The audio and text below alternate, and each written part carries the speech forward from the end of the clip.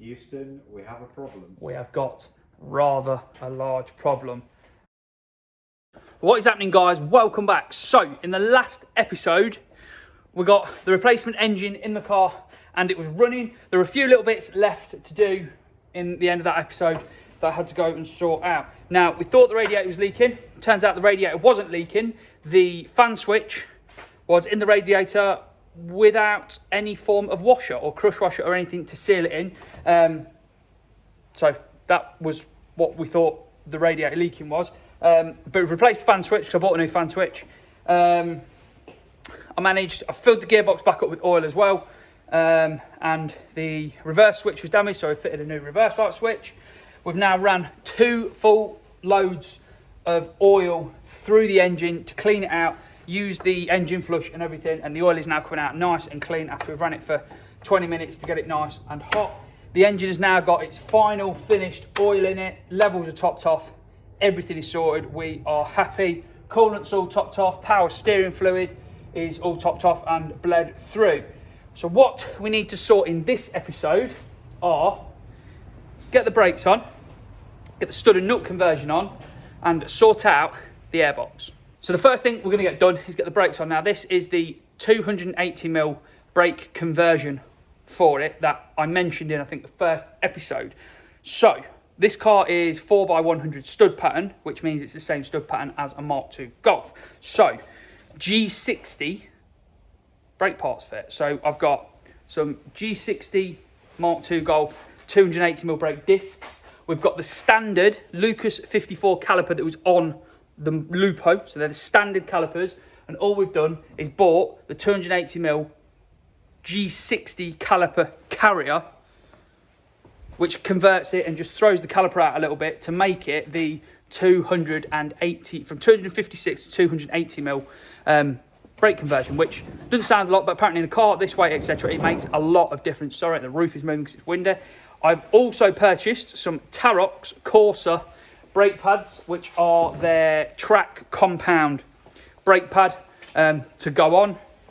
And what I've done first is I've just quickly changed the brake lines from the rubber hoses to some Hell braided brake lines, which is a super simple. I'll show you this side. Super simple job.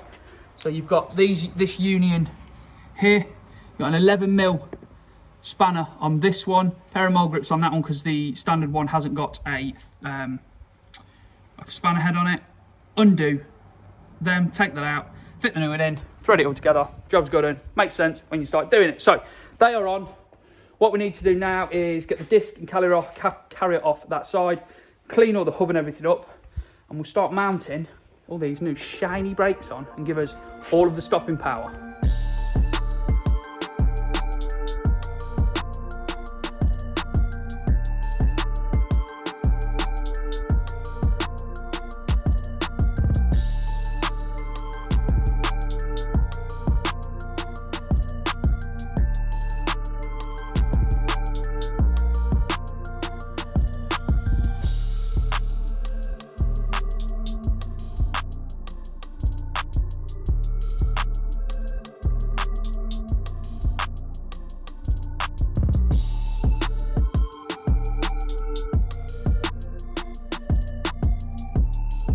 And there you go, it is as easy as that. So, to change it all over, if you've got your original setup on, undo this up here, which I think is a 14, this one here, which is a 14, the caliper itself will come off.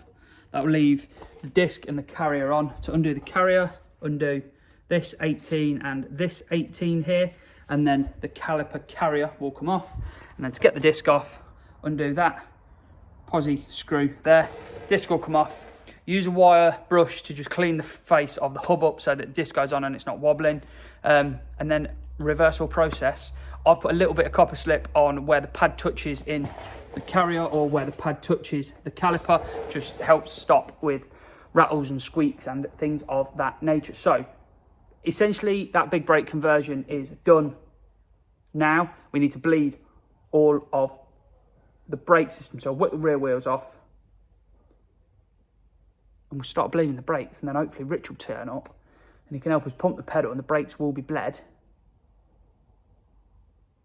And that'll be a massive job. ticked off. We'll jump on with doing something else for a little bit, which I think we're going to have a look at chucking the carbon intake that I bought on. Now, I've had loads of messages and I'd already looked and couldn't find, they look really good, but didn't have any in stock. Sprogly Motorsport make a carbon airbox for them, or an airbox for them, but it didn't have any in stock. And I wanted one and needed one pretty sharpish. So what I've gone for is just a generic, off-the-shelf carbon airbox. Basically, all it is a box with a filter in.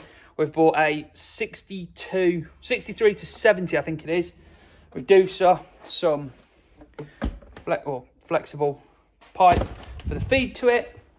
And the reason that we want to put one of these on, A, it will look cooler, B, it will sound cooler, and C, you're going to love this. So the advert for the car stated that it got a ram air filter in the standard airbox. Didn't take the airbox off. When we looked at it, why would you when you are buying a car? When we were stripping the car down to take the engine out, we were met with this. So looks like it could be a ram air filter. You turn it over, look at all the glue. So basically what this is the orange part is a standard paper element air filter.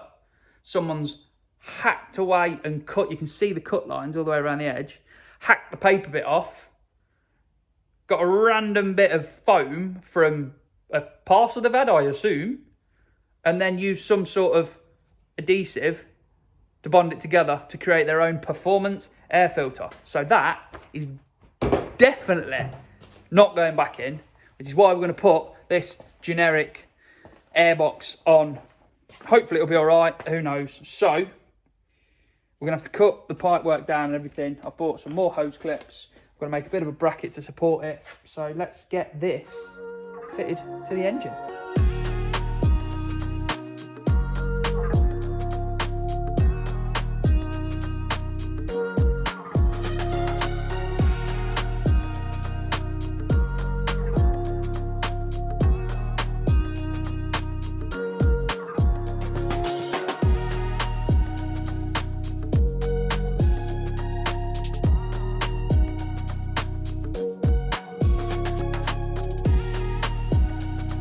We are back. So I don't really remember where we left off with it yesterday, but me and Rich have been in this morning and sorted a few bits out. So carbon intake is now on, attached, bracket is made, which is super simple.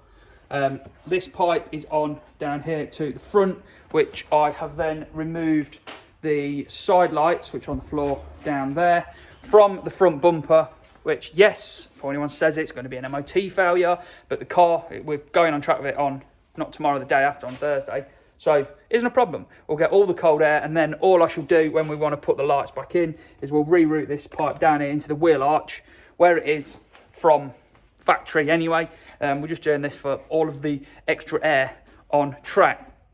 Brakes are on, sorted, done. Me and Rich have just been through and had the wonderful joy of bleeding the brakes and the clutch that you always have when you've had things completely to pieces, which is really annoying. Little sneaky peek, might have been painting something a little else down there that I couldn't help myself with. So what we're going to jump on with now is we'll throw the front bumper on, because that's a 2-minute job, and then we're going to do stud and nut conversion. And I've bought studs that are long enough to be able to bolt the wheel from the other side of the car to this wheel. Longest studs ever, but we're going to fit them. Isn't really a track car, is it, if it's not got a stud and nut conversion? So we'll get the bumper on, we'll get the stud and nut conversion on, and then you guys will finally get to see it on the wheels. Right, next little part, stud and nut conversion. So on German cars, you have wheel bolts, which make putting wheels on a bit of a pain, because you have to put them on, line the holes up to get the bolt in. They're just a bit annoying. So we convert it to studs so that you've got a positive location when you put the wheel back on. Now, all it is basically a double threaded piece with a stop shoulder on it. So all we're going to do is put Loctite on the short thread that then goes into the hub. Torque them down to 35 Newton meters is what the instruction says, which doesn't sound a lot, but I've read online and everyone's between 30 and 40 Newton meters, so we're bang in the middle. Then the wheels go on and you get some wheel nuts, open-ended wheel nuts that go on. and it makes wheel changes a lot easier, and you look a little bit more race car.